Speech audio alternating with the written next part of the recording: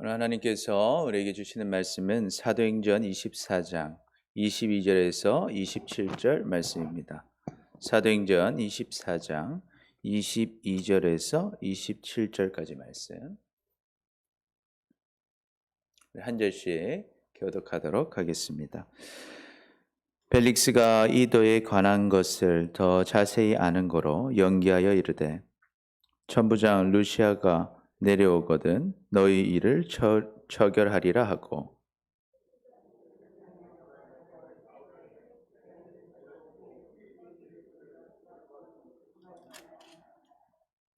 수일 후에 벨릭스가 그 아내 유대 여자 두루실라와 함께 와서 바울을 불러 그리스도 예수 믿는 도를 듣거늘.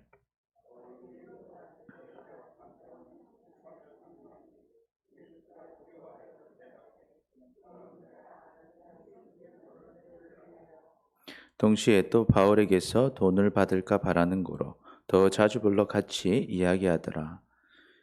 지난 후에 보르기오 베스도가 벨릭스의 소임을 이어받으니 벨릭스가 유대인의 마음을 얻고자 하여 바울을 고려하여 드니라. 아멘. 할렐루야. 오늘도 주님 앞에 오신 여러분을 축복합니다. 우리 서로 인사하겠습니다. 사랑합니다. 축복합니다. 좋습니다. 드려진 예물을 위해서 기도하도록 하겠습니다. 우리 셀 예배 헌금 드립니다. 사랑의 아버지 하나님, 감사합니다. 오늘도 우리를 붙드시고 사랑하셔서 아침부터 이 저녁까지 주님 앞에 예배하며 찬양할 수 있도록 인도해 주시니 감사합니다. 오늘 주님 앞에 나오면서 귀한 예물을 올려드립니다. 하나님, 이 예물 안에 담겨있는 우리의 마음을 받아 주옵소서. 모든 것이 주님의 것임을 고백합니다. 하나님을 의지하며 나아가는 주의 성도들의 삶을 인도하여 주시고, 이 땅에서 주님 아버지 하나님 어렵고 힘든 상황 속에서도 언제나 주님 주시는 위로와 풍성함을 누리게 하여 주옵소서. 오늘도 하나님의 말씀을 전하고 듣습니다. 하나님 말씀 잘 깨닫게 하시고 하나님의 크신 은혜를 누리는 귀한 시간 되게 하여 주옵소서. 감사합니다. 사랑합니다. 예수님의 이름으로 기도드립니다. 아멘. 아멘. 광고 말씀드립니다. 오늘 우리 예결산위원회 하기로 되어 있었는데 우리 일정이 조금 조정됐습니다. 그래서 한 주간씩 뒤로 이제 연장이 됐는데요. 여러분 참고해 주시면 되겠습니다. 오늘 우리가 본 말씀은요, 이제 벨릭스와 바울의 모습을 보여주고 있습니다. 그래서 이 벨릭스의 삶의 모습을 보고 또 바울의 모습을 통해서 우리가 어떤 선택을 해야 될까? 어떤 것이 현명한 선택일까를 생각나게 해줍니다. 그래서 오늘 말씀을 통해서 우리는 이제 현명한 선택을 하는 여러분들이 되시기를 축복합니다. 그래서 현명한 선택을 통해서 정말 주님이 주시는 영원한 생명과 풍성한 복을 다 누리는 우리 모두가 되시기를 축복합니다. 아멘, 아멘. 우린 지난 시간에 가이사랴에서 재판을 받는 바울의 모습을 보았습니다. 바울은요, 이제 1차, 2차, 3차 여행을 다 이렇게 돌고 이제 예루살렘으로 성령께서 가라고 하시는 것을 들었어요. 그런데 예루살렘으로 가게 되면 어떤 일이 있을 거라고 했습니까? 참 고난을 당하게 될 거다라는 사실을 알고 있었어요. 그럼에도 불구하고 바울은 예루살렘으로 가야 했습니다. 왜 가야 했습니까? 하나님께서 가기를 원하셨기 때문이죠. 그래서 바울은 고백합니다. 내가 죽더라도 무슨 일을 당하더라도 나는 예루살렘에 가서 주님 주신 사명을 감당하겠다. 그래서 진짜 예루살렘에 갔더니요, 정말 유대인들이 바울을 죽이려고 하는 거예요. 그래서 유대인들의 관계 속에서 정말 죽음의 위협 속에 있었습니다. 그런데 그때 하나님께서는 로마 군인들을 통해서 이 바울을 구해 주십니다. 그리고 로마 군인들에게 잡혀서 예루살렘 그 감옥에 있는데도 그 바울을 죽이겠다고 결단한 사람들이 어떻게든 바울을 죽이려고 하니까 하나님께서 그들을 통해서 어디 가이사랴까지, 총독 벨릭스가 있는 가이사랴까지 안전하게 바울을 이동시켜 주는 것을 경험하게 되었습니다. 그래서 바울이 가이사랴로 도착한 지 5일 정도 되었을 때 이제 대제사장 아나니아와 변호사인 더들로가 가이사랴까지 옵니다. 와서 이제 벨릭스 앞에서 이제 이 바울이 무슨 잘못을 했는지 하나하나 이 고발하기 시작하는 거예요. 근데 이 벨릭스가 들어보니까 이 고발하는 것이 별로 신통하지가 않았습니다. 그리고 바울이 확신 있게 이야기를 하죠. 자기는 잘못한 것이 없다라는 거예요. 그들이 말하는 것은 허위 주장이다라는 거예요.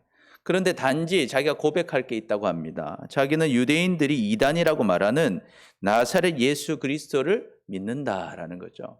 내가 그것을 믿음으로, 예수님을 믿음으로 오히려 누구보다 온전하게 나는 하나님을 섬기고 있다라고 도리어 선포하는 바울의 모습을 보여줍니다. 그것이 바로 14절에서 16절까지 있는데요. 우리 다시 같이 한번 읽어보겠습니다. 시작. 그러나 이것을 당신께 고백하리이다.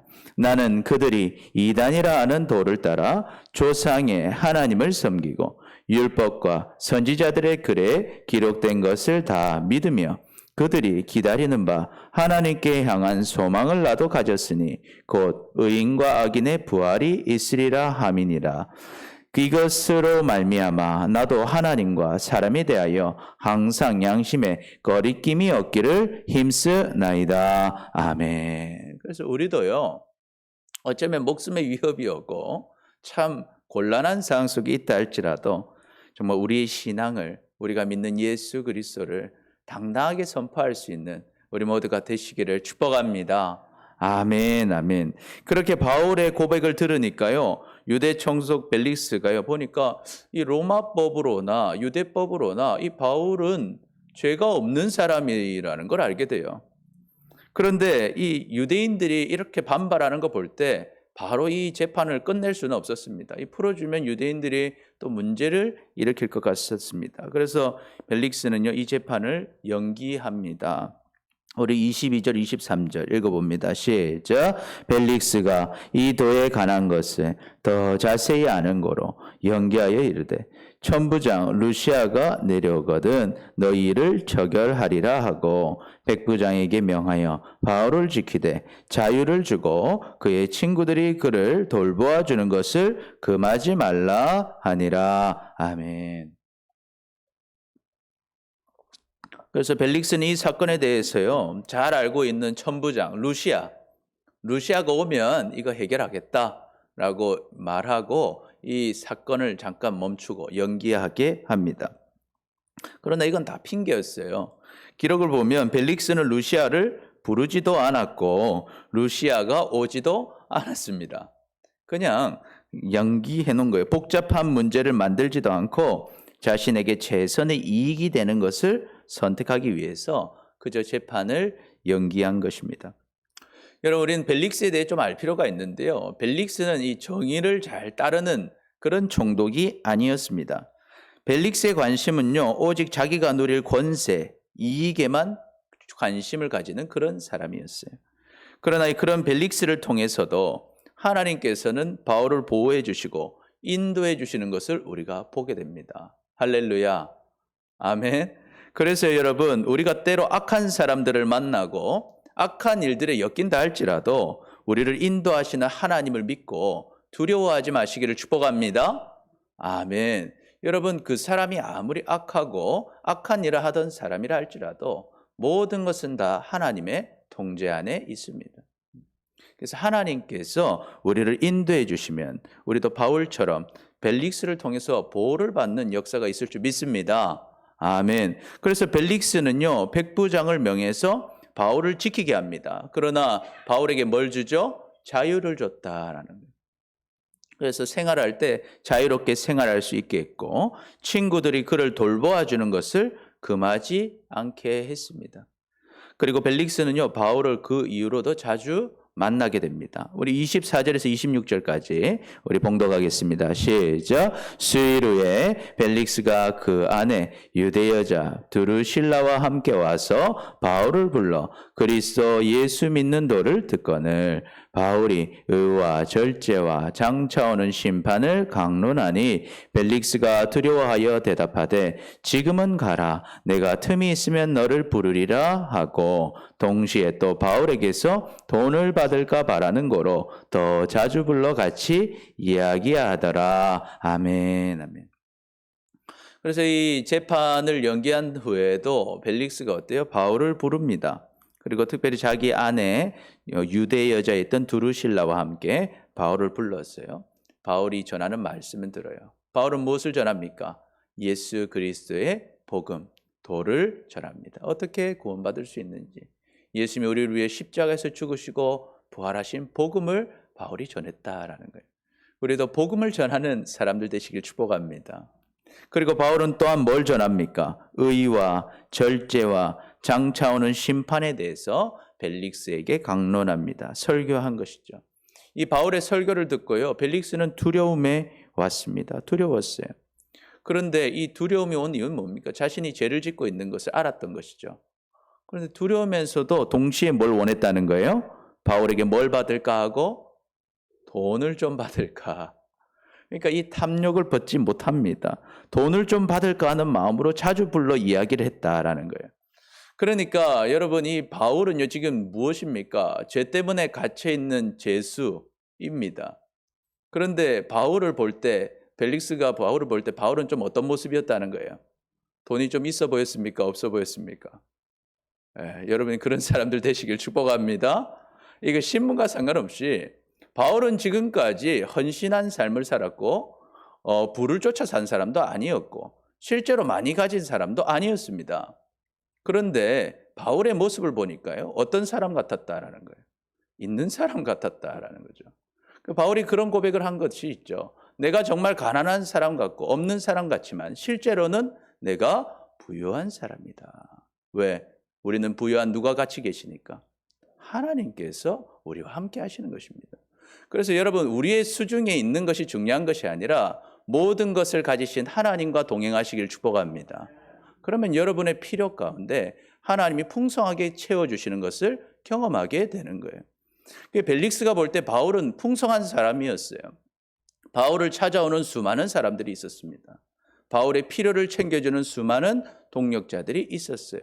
그리고 바울에게 말씀을 듣기 위해 오는 사람들이 있었고 바울을 위해 기도하는 많은 동력자들이 있었어요. 하나님께서 바울을 인도하시고 도우셨던 것입니다. 우리에게 이런 은혜가 있으시기를 축복합니다. 그런데 이 벨릭스는 어떤 사람인가? 벨릭스는요, 이 땅에서 모든 것을 내가 다 얻고자 하는 사람, 최대한 많은 것을 가지고 싶어 하는 사람이 바로 이 벨릭스였습니다. 한마디로 벨릭스는 욕망의 사람이었어요. 욕망의 사람. 벨릭스는요, 이제 52년도에 글라우디오 황제, 로마 황제에 의해서요, 유대 총독이 된 사람이었습니다. 그런데 이 벨릭스의 출신은 어떤 출신이었을까요? 벨릭스는요, 진짜 밑바닥에서 출발한 사람이었어요. 그는 노예 출신이었습니다. 노예였는데 자유인으로서의 신분을 얻게 돼요. 그 다음에 유대 총독까지 오른 사람이었습니다. 이 세상적으로 보면요, 이 벨릭스라는 사람은 성공 신화를 이룬 대단한 사람이었어요. 어떻게 이런 일이 일어날 수 있었는가? 벨릭스는요, 자기 형이 엄청난 사람이었어요. 자기 형의 이름은 팔라스라는 사람이었는데요.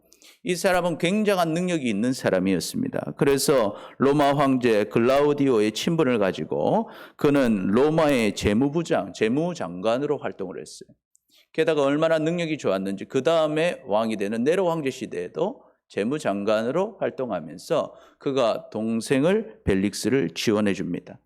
또한 벨릭스는요, 그 지원을 받을 때 가만히 있지 않고요, 수단과 방법을 가리지 않고 자신의 권력을 위해서 달려갔어요. 악착같이 권력과 부와 욕망을 따라갔습니다. 그래서 벨릭스는요, 권력을 가지기 위해서는 사람을 죽이는 것도 서슴지 않았어요. 자기 비위에 거슬리는 사람이 있으면요, 암살자들을 들여서 그들을 죽였습니다. 굉장히 잔인한 인물이었어요. 또한 총독 당시에도요, 유대인들이 폭동을 일으키면 어때요? 폭동보다 더 잔인하게 그들을 처벌했습니다.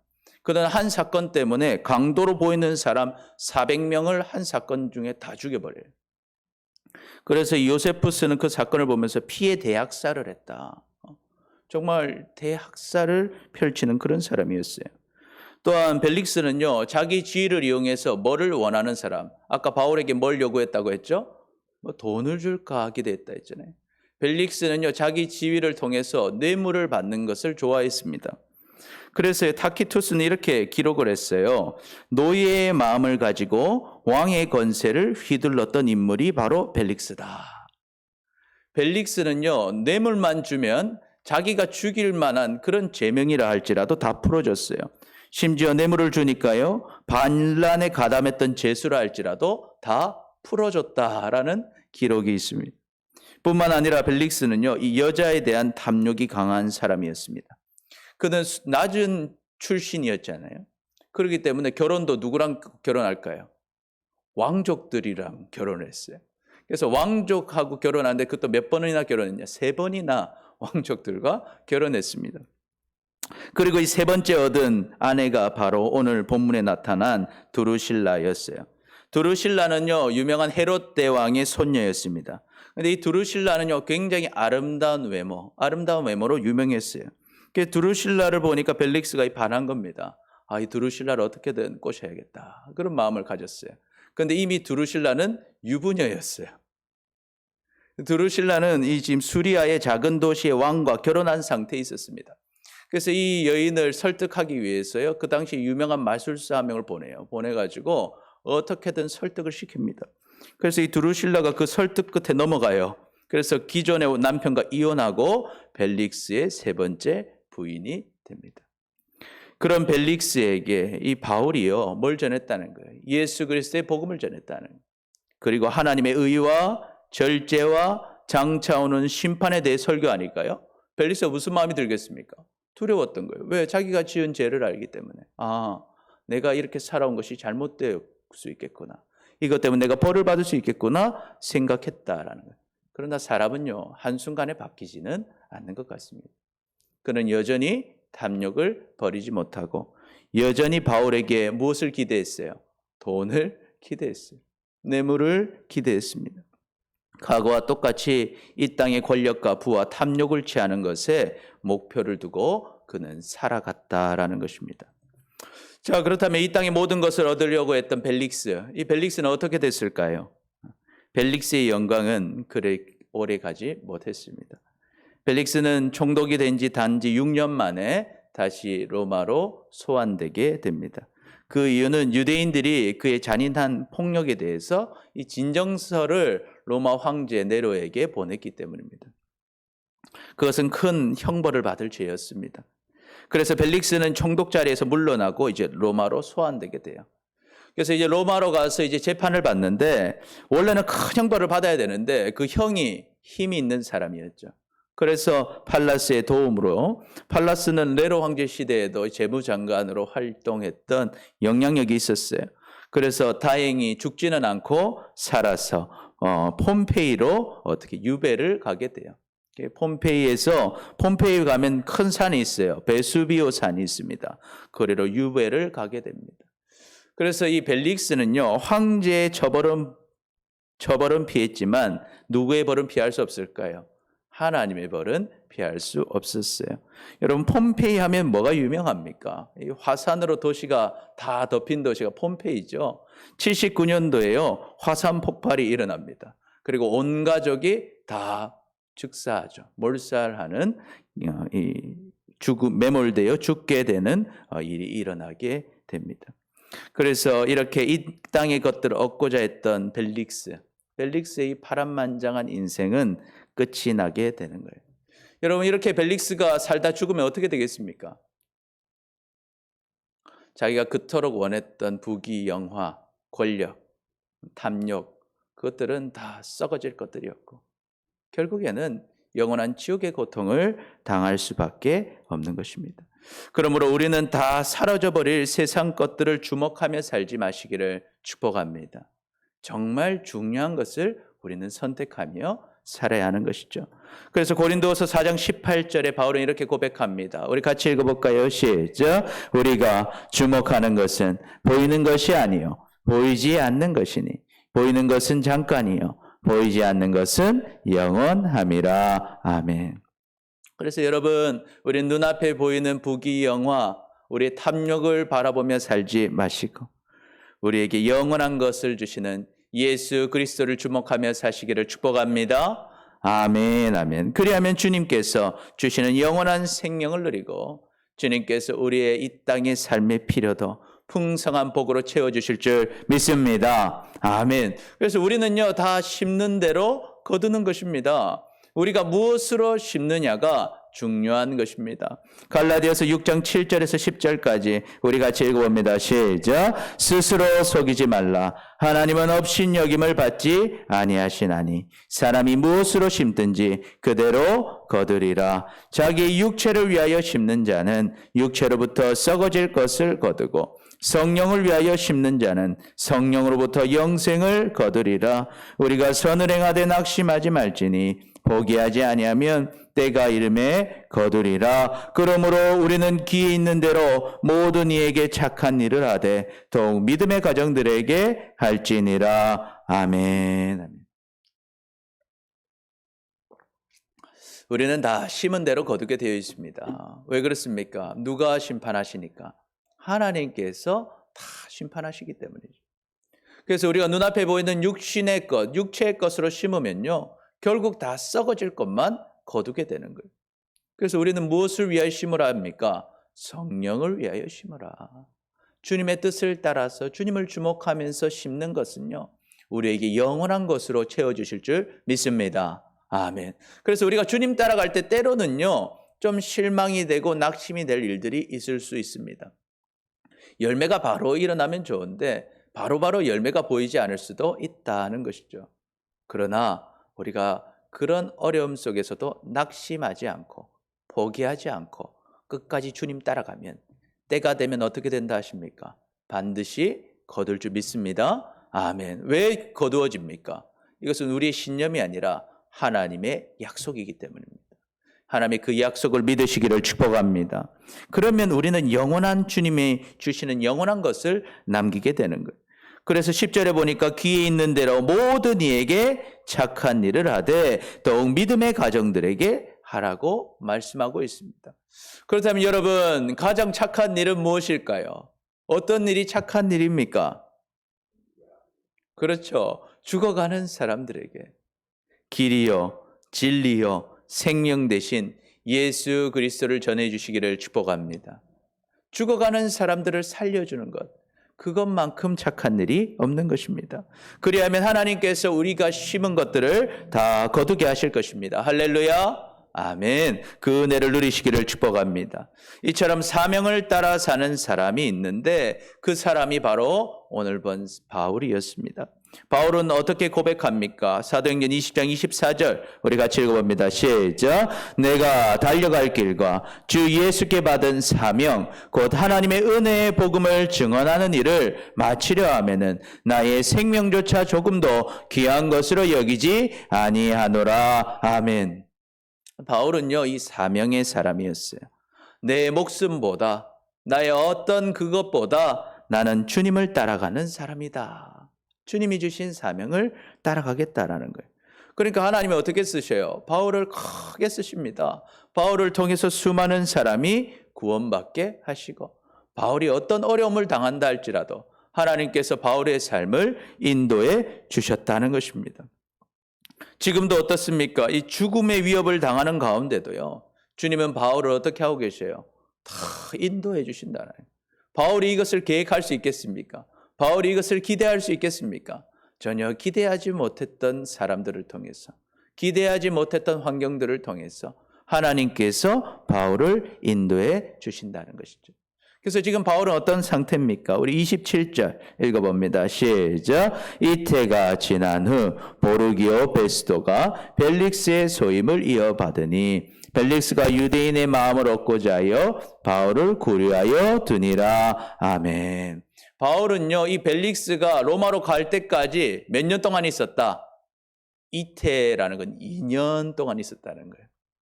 2년 동안 강제로 뭐라는 거예요? 휴식을 하게 됩니다.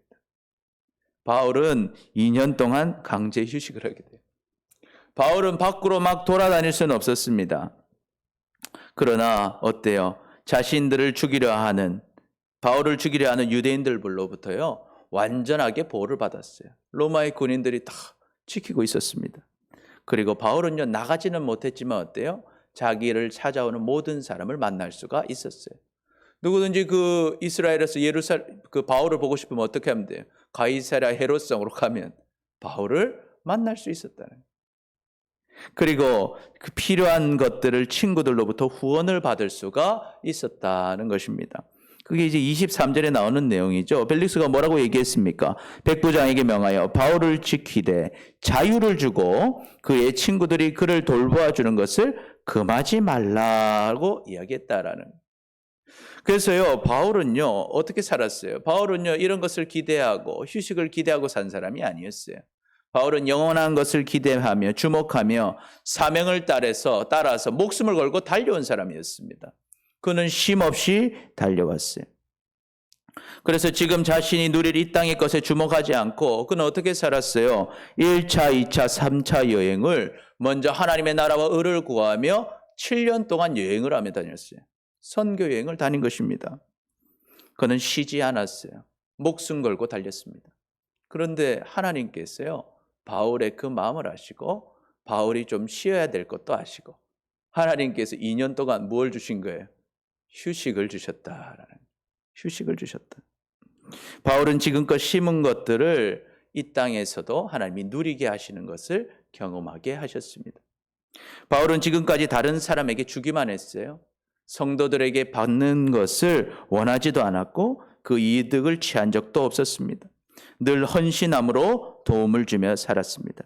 그러나 이제는 사랑하는 동역자들로부터 큰 도움을 받고 사랑을 받게 하셨다는 것입니다.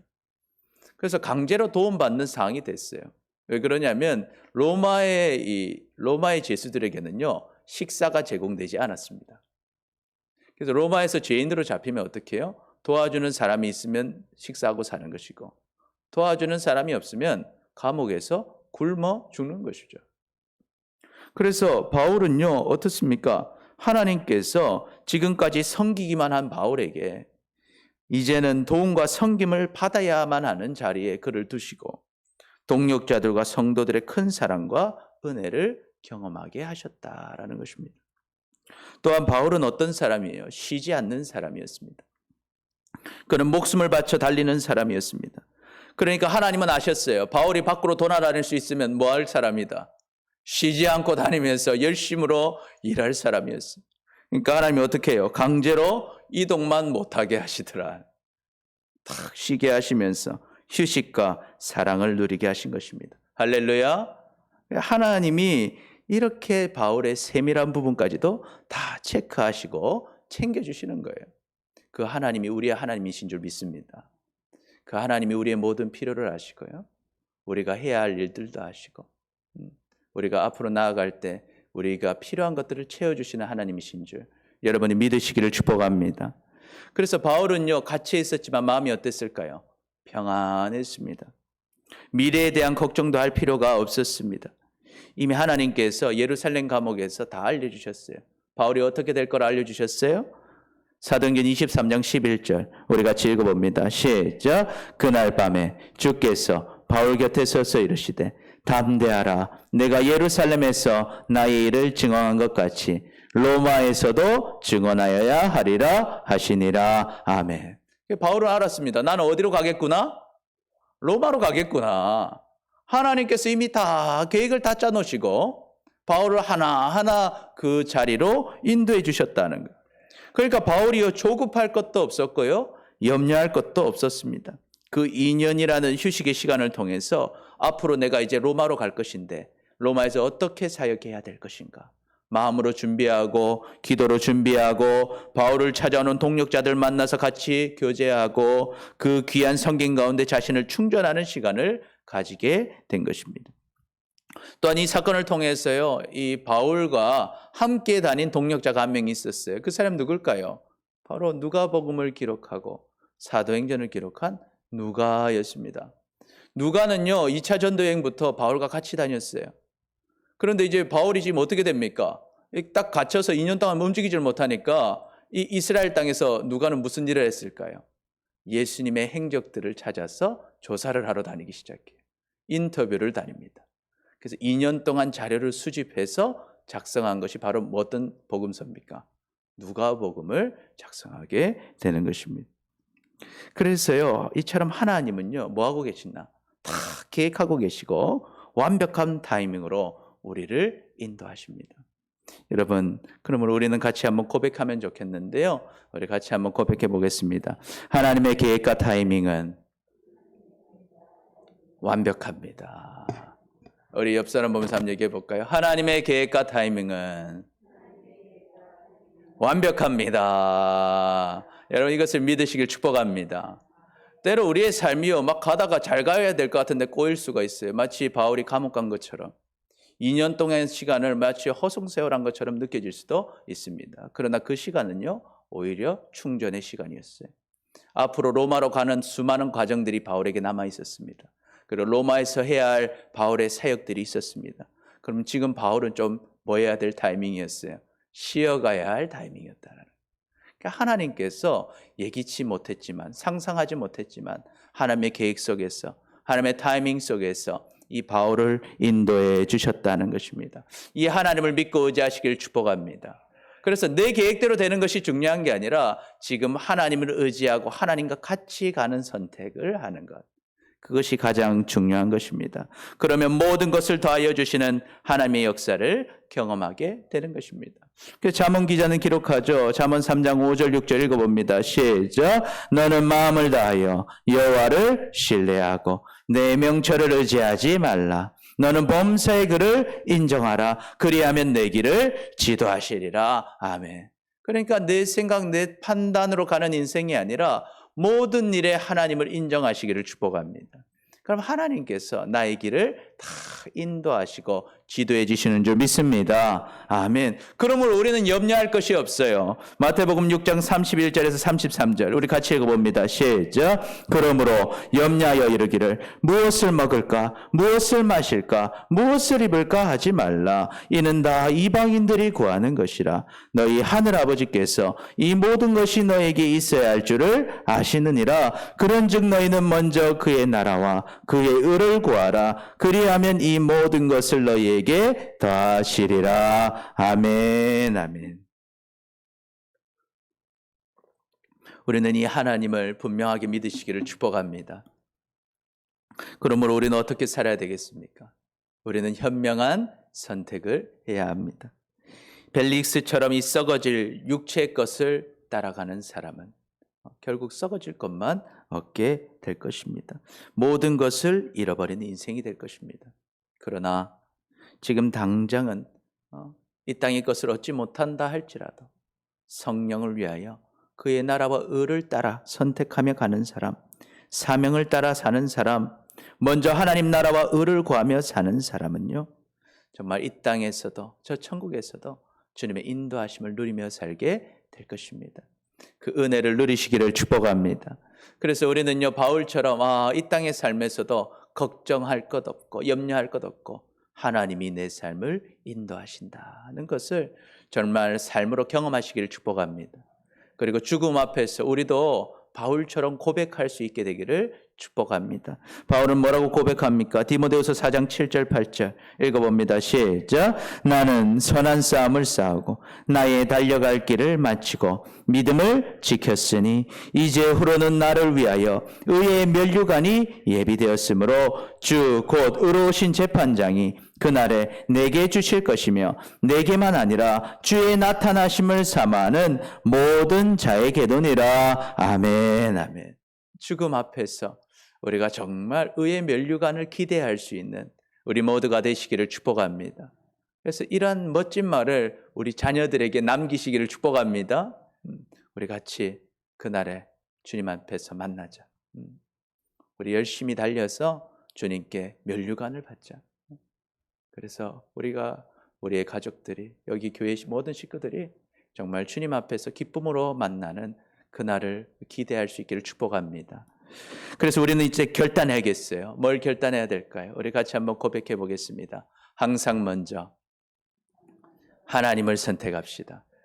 우리 좀 더 크게 고백할까? 항상 먼저 하나님을 선택합시다. 우리 옆 사람 보면서요, 고백합니다. 시작. 항상 먼저 하나님을 선택합시다. 아멘, 아멘. 여러분, 하나님은 살아계십니다. 그리고 우리를 사랑하십니다. 우리는 현명한 선택을 해야 됩니다. 우리가 무엇으로 심든지 그대로 거두게 될 것입니다. 육체를 위하여 심는 자는 썩어질 것을 거두는, 성령을 위하여 심는 자는 영원한 생명과 풍성한 복을 누리는 것입니다. 그러니 우리는요, 항상 주님을 바라보고 성령으로 심으며 살아가는 우리 모두가 되시기를 축복합니다. 기도하겠습니다.